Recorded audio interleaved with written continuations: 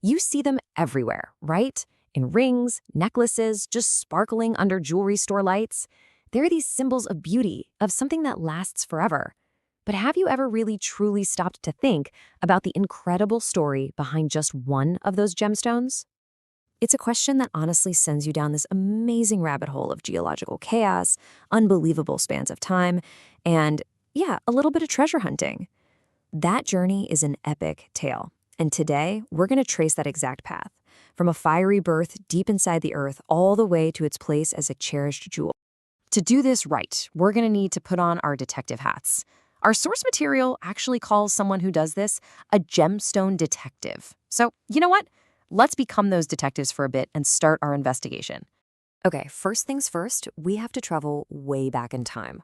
I'm talking millions of years back, to actually witness how a gemstone is created.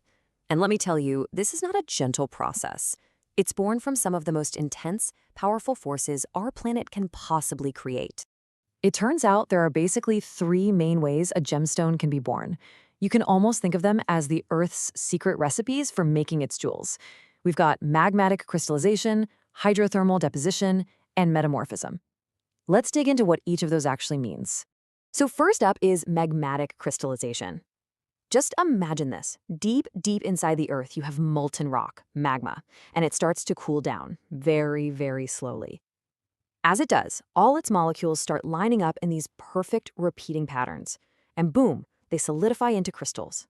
And what's just wild is that this intense process is how we get some of the most famous gems out there, like diamonds, which form under pressure that's almost impossible to imagine, over 100 miles beneath our feet. All right, next we have hydrothermal deposition.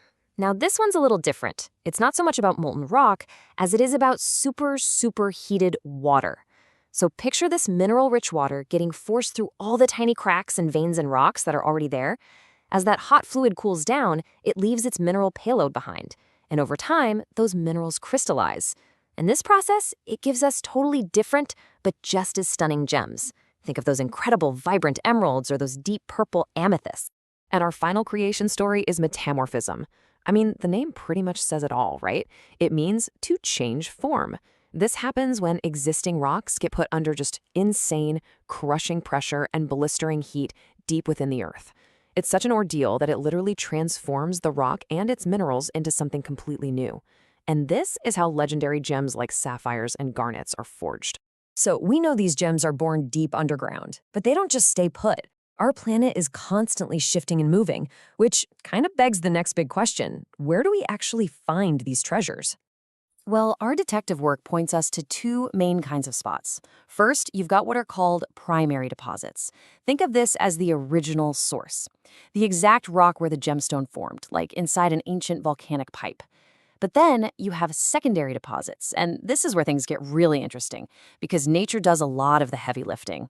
Over millions of years, forces like wind and rivers break down those primary rocks and carry the tougher, more durable gemstones downstream, dropping them off in totally new places, like riverbeds.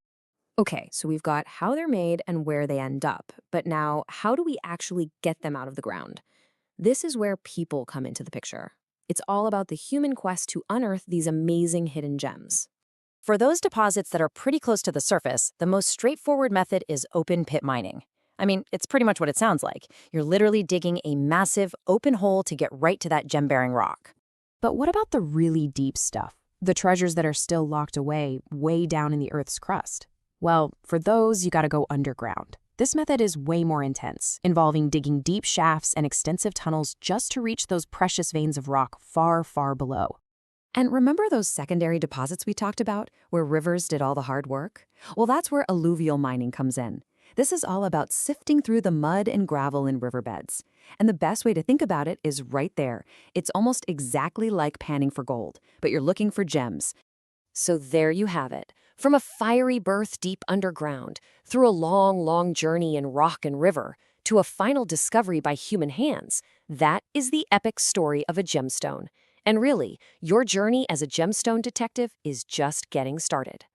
If this has got you hooked and you want to keep digging, here are some fantastic resources for your detective's toolkit. We're talking world-renowned authorities like the Gemological Institute of America, or GIA, comprehensive databases like mindat.org, and great educational sites like the International Gem Society. They all offer a ton of information to go even deeper. So the next time you look at a sparkling gem, you'll know it's not just a pretty rock. You'll know the incredible story of pressure, heat, and time that it represents.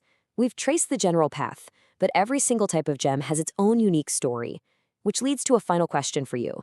Now that you know how to investigate, what gem will you